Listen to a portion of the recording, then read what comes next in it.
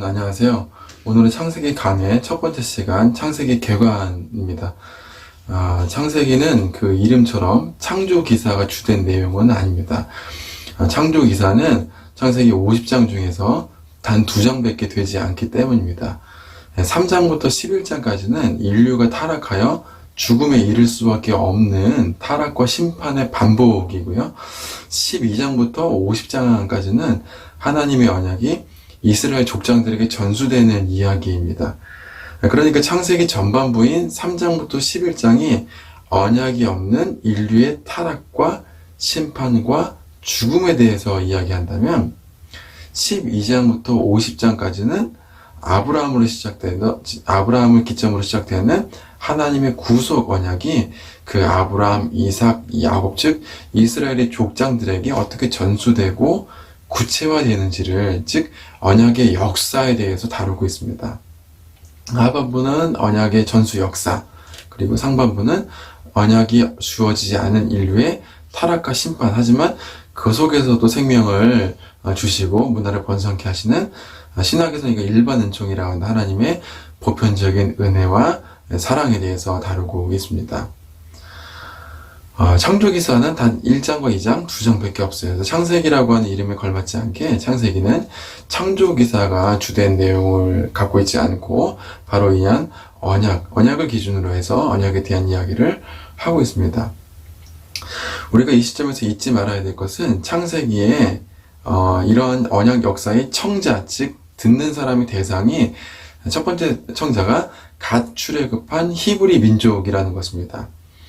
따라서 창세기는 현대 과학 문명에 살아가는 사람들의 그 이해에 맞춰줘서는 안 되고 수천 년 전에 이집트에서 노예 생활을 했던 히브리 민족의 사고방식 속에서 이해되어져야 됩니다. 따라서 제가 오늘 창세기 개관을 통해서 꼭 여러분들한테 말씀드리고 싶은 것이 있습니다. 그것은 현대 과학적인 전제로 창세기 또는 성경을 읽어서는 안 된다는 것입니다. 제가 여기서 염두에 두고 있는 게 있어요.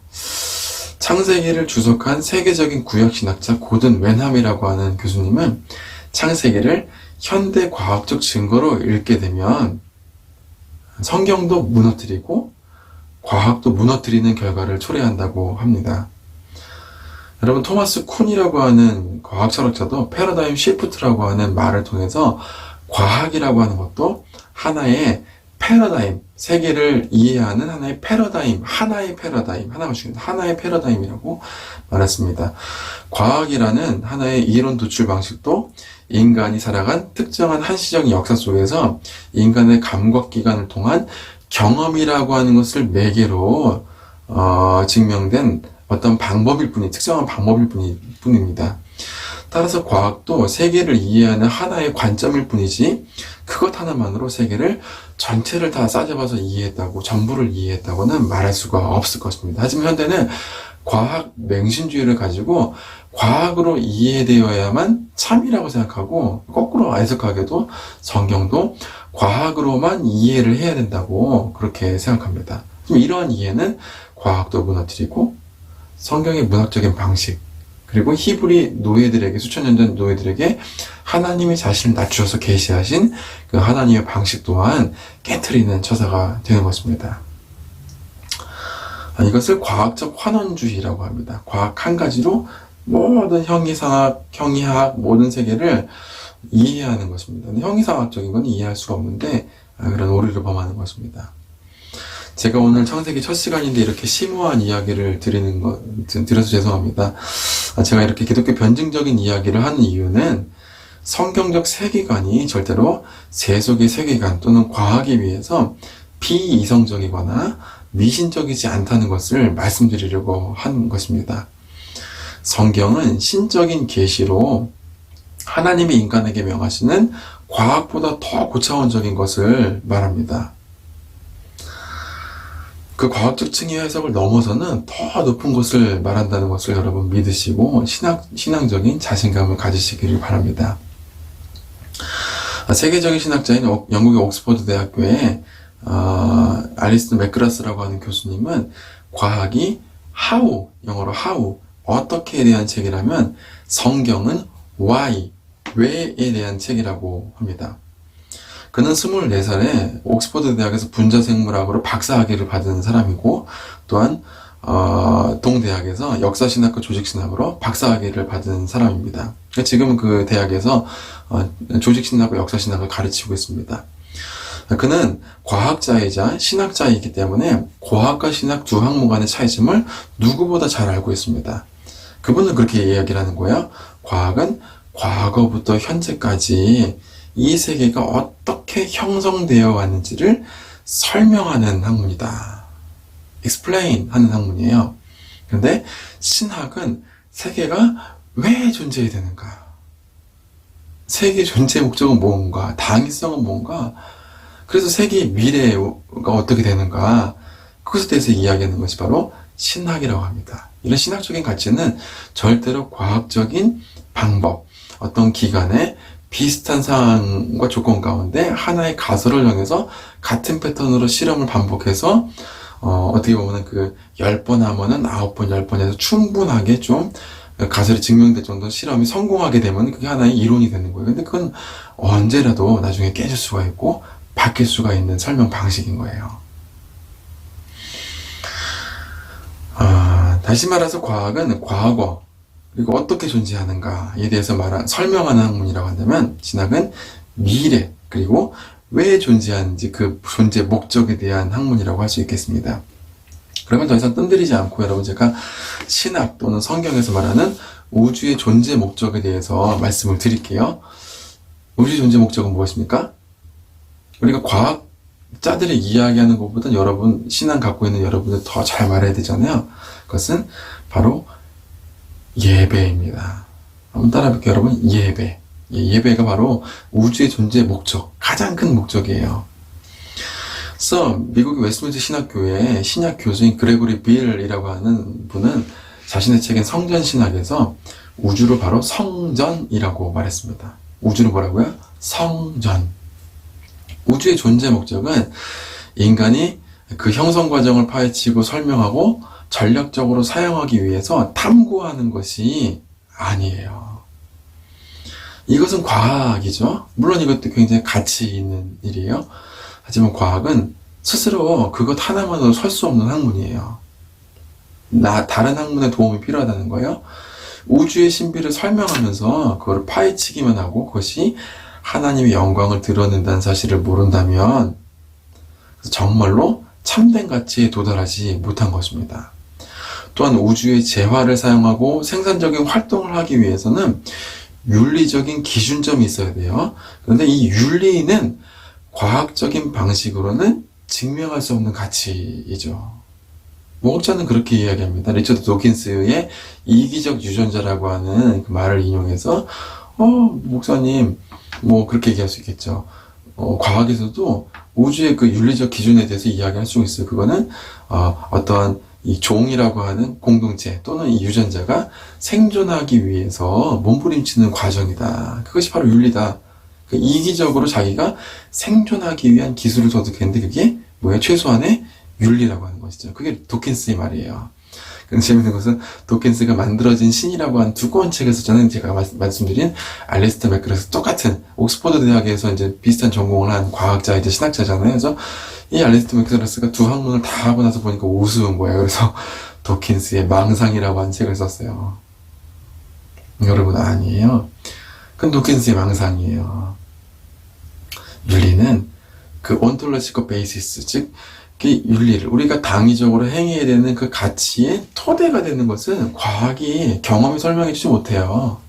그걸 누가 알겠어요? 만든 사람만 알죠. 바로 하나님께서만 우리가 어떻게 살아가야 되는지 그 윤리적인 명령을 하실 수 있어요. 왜요? 만드셨으니까. 바로 신학이 필요한 것이죠. 과학은. 창세기 1장은 이런 일을 알려주고 있는 거예요. 이집트의 만신전에서 수많은 우상들을 보고 배웠을, 거기서 경배했을 히브리 민족들에게 이렇게 말하는 거예요. 하나님만이 참된 신이시다. 모든 신은 가짜다. 하나님은 위대하시다. 그리고 그 하나님께서 너희를 사랑하신다. 구원하신다. 그게 창세기의 목적이에요. 히브리 노예들에게 말씀하시는 목적은 무엇입니까? 너희를 사랑하셔서 하나님께서 너희를 창조하셨다. 이집트의 헛된 신들이 아니라 하나님이 너희를 창조하셨다. 그리고 너희들의 조상들이 이렇게 타락했는데 하나님이 너희 조상 중에 아브라함을 택하셔서 이렇게 구원의 언약을 계속 이어가시고 신실하게 그 언약을 지키시기 위해서 일하시고 이제 때가 되셔가지고 너희를 이집트에서 구원하셨다. 지금 그 얘기를 하고 있는 거예요. 그게 창세기에 말하고자 하는 목적이에요. 그래서 하나님을 어떻게 하라고요? 창조주 되심과 구속주 되심을 예배하라는 거죠. 여러분, 예배라고 하는 말은 하나님이 행하신 일과 하나님의 하나님 되심을 올바르게 인정하고 또한 고백하고 기뻐하는 것을 예배라고 할 수 있습니다. 하나님께서 모세를 통해서 이스라엘을 이집트의 압제로부터 구원하시고 광야, 그 거친 광야로 인도하신 목적은 출애굽기에 뭐라고 말하냐? 5장, 출애굽기 5장에 보면 하나님께서 이스라엘을 광야로 인도하신 목적을 절기와 제사로 표현된 예배라고 합니다. 예배 때문에 광야로 인도하신 거예요. 이스라엘 백성들은 이집트에서 정치, 경제, 문화적 영역에서 엄청난 압제를 받았어요. 그런데 그 모든 압제의 근원은 바로 이집트의 신과 결합되어 있는 우상적인 가치관, 폭력의 가치관이었어요. 이스라엘의 광야 여행은 바로 사실 풍족한 삶은 아니었어요. 그러나 이러한 압제로부터 벗어나게 하는 것, 그 가장 심한 압제로부터 벗어나는 것이 무엇이냐? 바로 신앙적 압제죠.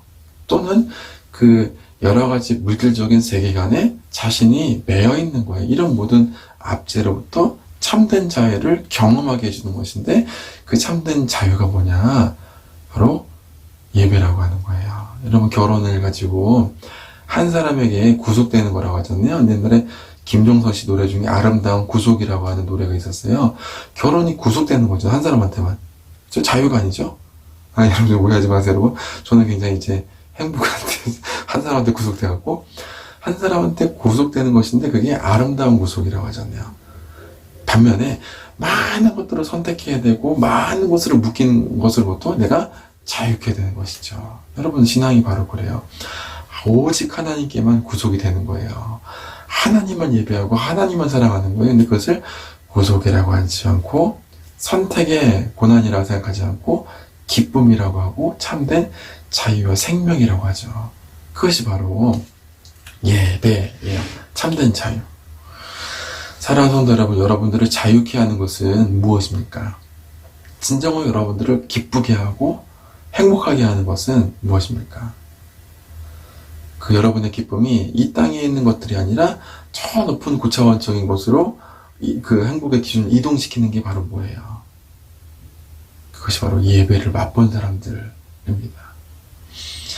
우리는 기도가 응답되면 하나님의 사랑을 경험하죠. 기도도 중요해요. 하지만 건강을 위해서 기도하고 먹고 사는 이들을 위해서 기도하고 관계 개선을 위해서 기도하는데 하나님은 우리의 연약함을 아시고 그 기도를 들으세요. 그리고 우리의 소원보다 더 큰 것으로 응답해 주시죠.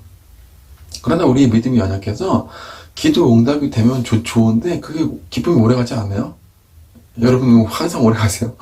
10년 전에 그 기도 응답된 게 아직까지 기쁘세요? 한번 제 생각에 몇 달 안 가는 것 같아요. 죄송합니다. 용서하는데 저는 그런 것 같아요. 제가 부족해서 그런지 모르겠는데 또 다른 문제에 휩싸이게 돼요. 기도 응답이 되면 또 기도 응답이 되면 또 다른 문제에 휩싸이게 되죠. 하지만 여러분 문제를 위해서 기도하고 문제 해결에 체험을 하시기 바래요. 하지만 여러분 문제보다 크시고 문제 자체로부터 해방되게 하고 자유케 하는 그 하나님의 은혜를 체험을 여러분 되시길 바랍니다. 문제를 넘어서는 문제가 아니게 되고 저 초월적인 가치를 그 기쁨과 행복을 경험하게 되는 것, 그 은혜가 있길 바래요. 그게 바로 뭐예요? 예배라고 하는 거예요.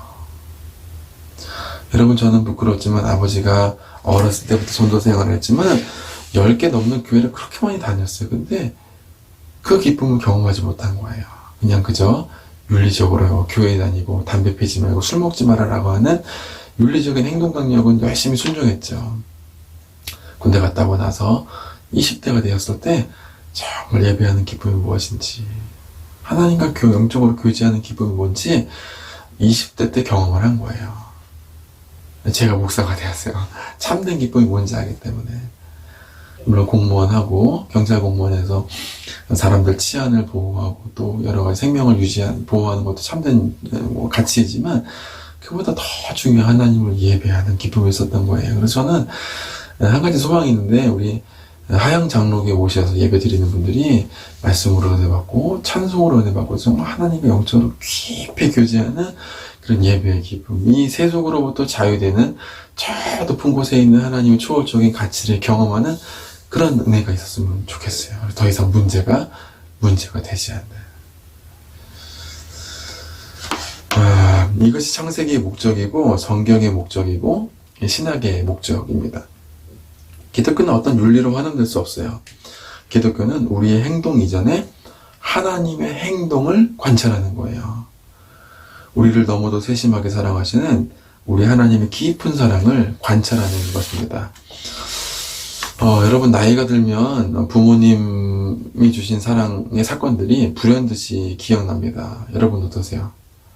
저는 가끔 그런 기억이 나요. 아버지랑 초등학교 6학년 때 둘이 손잡고서 단둘이서 어머니랑 동생 놔두고, 저희 동생이 들으면 서운할 텐데, 아버지 고향 정선 예미역에서 기차 여행을 하고, 거기서 또 하루에 버스가 3번밖에 안 들어오는데 그 터널을 지나가지고 그 아버지 고향에 놀러 갔던 기억이 나고, 그 기차관에서 군밥 먹고 소세지 먹고 했던 기억이 아직까지 생생하게 납니다.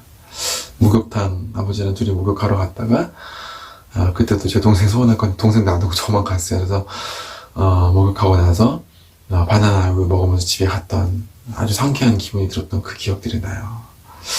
그래서 부모님께 감사하게 되고 부모님의 사랑과 기대에 부응하기 위한 결심을 더욱더 다지게 되죠.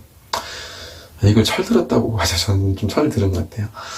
기독교는 이렇습니다. 하나님이 우리를 얼마나 사랑하시는지 그것을 더 알고 예배할 수 있는지에 도달해가는 여정이라고 할 수 있어요. 기독교는 예배에 있어서 더 깊어지고 예배에 있어서 더 성장하는 거예요. 예배. 이 윤리는 그 뒤에 뒤따라오게 되는 거예요. 윤리가 먼저가 아니라고 하는 거예요. 윤리가 먼저 되면 그것을 율법주의라고 합니다. 행동주의 또는. 하나님은 이 세계 역사 속에서 자신의 은혜와 사랑을 증거하시고 다양한 역사 속에서 증거하시고 인간과 사랑의 교제를 나누기를 원하세요. 인간에게 어떤 것을 요구하시기 전에 예배 속에서 자신의 은혜와 사랑을 증거하고 교제하기 원하시는 거예요. 그 사랑 안에서 자유케 되길 원하시는 거예요. 그러면은 욕심이 사라지고 자연스럽게 하나님을 위해서 모든 걸 버리고 순종할 수가 있게 돼요. 욕심이 아직 남아있기 때문에, 거꾸로 하면은 참된 예배를 드리지 않았기 때문에, 참된 자유를 경험하지 못했기 때문에 욕심이 남아있고 순종이 되지 않는 거예요. 여러분 이 말을 꼭 오늘 말씀을 통해서 창세기 계획안을 통해서 기억하시기 바래요. 10계명 1부터 4계명이 바로 예배에 대한 계명이고 5부터 10계명이 하나님이 창조하신 각각의 영역, 가정과 성과 생명과 경제와 여러 가지 영역 가운데, 언어와 명예와 여러 가지 영역, 마음의 모든 영역 가운데 있는 하나님의 계명인데, 마지막에 있는 게 뭐예요? 마음의 탐심이잖아요. 그 탐심이 왜 안 극복되냐? 10번째잖아요. 근데 10번째가 거꾸로 해서 주인이 되게 되면은 예배가 되지 않는 거죠. 거꾸로 하면 참된 예배가 되면 나머지 모든 인간 삶의 있는 영역 가운데 하나님 앞에서 순종할 수 있는 능력이 생기게 되는 거예요. 할렐루야. 사랑하는 여러분, 오늘 창세기 계획안을 통해서 오늘 이 말씀을 꼭 기억하시기 바랍니다. 하나님이 창조하신 세계 속에서 예배하기 위해서 집중하고 살아가는 여러분 되시기 바랍니다. 예배 속에서 참된 기쁨을 얻고 이 세계가 아닌 저 높은 곳에 계시는 하나님의 은혜, 물론 이 세계 속에서 우리가 감상해야 되죠. 하지만 하나님의 은혜를 깊이 묵상하고 감사하면 그분의 사랑이 너무나 귀하고 그분의 은혜가 너무나 같이 있어서 여러분의 문제는 더 이상 문제가 아닌 것이 되게 되는 것이죠. 여러분 손양원 목사님 했던 고백도 기억나시죠? 하나님, 내 자식이 내가 가장 사랑하는 자식 두 명을 순교의 제물로 바치게 하시니 감사합니다. 그것이 또한 원수 같은 두 사람을, 내 자식을 죽였던 두 사람을 내 양아들로 삼게 하시니 참으로 감사합니다. 여러분, 제정신인 사람 고백 아니잖아요. 하나님은 깊이 만난 사람들만 할 수 있는 문제가 아닌 사람들만 할 수 있는 고백이거든요. 그런 윤리적인 사랑이 어디서 흘러나왔을까요? 하나님과의 깊은 영적인 교제, 하나님에 대한 깊은 사랑의 고백 가운데 흘러나오게 된 것입니다. 문제가 아니게 되는 거예요. 창세기의 이 예배에 대한 신학은 마치 대중가인 꽃밭에서와 같습니다. 전에 제가 교리 강의할 때 이걸 제목도 틀리고 얘기를 안 드려서 오늘 한번 소개해 드리려고요. 정훈이라고 하는 가수가 하고 조관우라고 하는 가수도 불렀고요. 제가 좋아하는 소양이라고 하는 가수가 들었는데 여러분 유튜브에서 꼭 한번 보세요. 눈물이 막 났어요. 가사를 한번 읽어드릴게요. 제가 노래를 못하니까. 꽃밭에 앉아서 꽃잎을 보내. 고운 빛은 어디서 왔을까? 어디서 났을까? 아름다운 꽃이여. 이렇게 좋은 날에 그 님이 오신다면 얼마나 좋을까? 꽃밭에 앉아서 꽃잎을 보내. 고운 빛은 어디에서 났을까? 아름다운 꽃송이. 어떤 화려한 신학자는 그런 말을 했다고 합니다. 한 송이 활짝 피는 꽃잎을 보면서 자신은 활짝 피는 꽃잎을 보면서 하나님 나라의 향기를 맡았다. 얼마나 멋있는 고백이에요. 하나님이 창조하신 세계 속에서 여러분 열심히 땀 흘려 일하시기 전에, 윤리적으로 순종하시기 전에 잠시 앉아서 쉬시기 바래요. 그래서 주일이 있는 거예요. 쉬어야 돼요. 왜요? 운전하다 보면 과속 방지 문구가 있는데 여러분 이것보다 제가 오늘 알았어요. 천천히 가면 사람이 보입니다. 여러분 목회도 마찬가지예요. 목회 열심히 해서 교회 불리고 부흥시키려고 목회자들이 열심히 일하는데 여러분 죄송한데 열심히 일하면 안 돼요. 저도 이제 개척교회 하는데 막 정신이 없다 보니까 이렇게 유튜브 영상도 늦게 올려가지고 저도 회개를 해야 돼요. 열심히 하기보다 천천히 해야 돼요. 이게 게으르는 소리가 아니에요. 하나님이 주신 감사의 제목들을 잊지 않고 하나님이 나에게 보내주신 사람들을 귀하게 여기고 묵상할 수 있는 그런 목회를 해야 되는 거예요. 근데 많은 목사님들이 열심히 하다 보니까 자기 곁에 있는 사람들, 소중한 사람들, 하나님이 주신 은혜를 묵상하지 못하고 지나가는 거예요. 그게 목사 자신은 참된 예배자가 되지 않는 것이죠. 바쁘게 계속 스트레스 받으면서 어떻게 하면 부흥할지 성장하는지에 대해서 아둥바둥 고민하는 거예요. 그러니까 목사 얼굴에 드러나잖아요. 인상 쓰고 있는 게 막 이렇게 설교하면 화만 내고 막 이렇게 하는 분도 가끔은 뭐 그런 사람 다 있지 않지만은 물론 이게 처절함도 있어야죠. 천천히 가면 사람이 보여요. 여러분 과속 방지 문구를 보시면서 은혜 받으시기 바랍니다. 인생은 빠르게만 살면 안 돼요. 세월을 아끼라고 하는 성경 말씀은 가치의 문제이지 가치 있는 것에 투자하라는 얘기지 속도의 문제가 아니에요. 열심히 살으란 말이 아니에요. 바쁘게 살으란 말이 아니에요. 기독교는 하나님의 세계를 천천히 음미하고 감상할 수 있는 종교입니다. 꽃잎 하나를 보면서도 그 자리에 앉아서 한참 동안 보는 거예요. 왜요? 그 꽃잎 하나, 한 송이가 떨어지는 것을 보면서도 그 향기를 맡으면서도 작은 것 하나에도 하나님의 은혜의 사랑을 묵상하고 예배하기 위해서요. 꽃잎 한 송이 한 잎을 통해서 우주를 창조하신 하나님을 예배하는 엄청난 예배자의 시간을 살아가는 거예요. 얼마나 여러분 이게 위대합니까? 그 빛이 어디에서 왔을지를 확인하는 거예요. 이렇게 좋은 날에, 그렇게 기쁘게 예배하는 날에 뭘 보는 거예요? 그 님이 오신다면 얼마나 좋을까. 그 님이 누구예요? 우리 예수 그리스도시죠. 독일의 위대한 신학자 위르겐 몰트만은 책 제목, 이런 책 제목이 있어요. Das Kommen Gottes, 오시는 하나님. 그러니까 우리에게 오시는 하나님. 그 하나님이 오시면 얼마나 좋을까. 물론 성령께서 우리가 내주하시고 함께 하시지만 그 우리 참 하나님이신 예수 그리스도께서 우리에게 오시면 얼마나 좋을까. 그 종말론적인 참된 예배의 소망을 그 지평을 바라보면서 오늘 우리 삶의 현장들을 예배자로 살아가는 거예요. 할렐루야. 저는 이렇게 설교하면서도 얼마나 마음이 기쁜지 몰라요. 주님 오실 그 참된 예배를 바라보며 다스코멘 고테스 몰트만 책 제목처럼 오시는 하나님을 바라보며 예배한 여러분 되시기를 주의 이름으로 축원합니다. 운전하면서도 가로수들 있잖아요. 그냥 지나칠 수 있는 가로수들. 저는 수양보들이 천안에 많은데 능수야 뭐 그런 말 하잖아요. 수양보들이 바람에 확 나부끼는 그런 모습들을 보면서 제가 그런 생각해요. 아, 저 나무가 하나님 앞에서 춤을 추는구나. 그런 생각이 들더라고요. 성령으로 여러분 춤추시고 하나님을 기뻐하시고 예배하시기를 바랍니다. 여러분 일상 속에서 일상을 저 낯선 하나님 나라의 가치관으로 바라보고 예배하시길 바라요. 여러분 가까이 있는, 제가 아까 사람이 보인다고 하죠. 가까이 있는 사람들 정말 귀하게 여기시길 바라요. 같이 사시는 분들 오시면서 저 왼수는 어디에서 왔을까?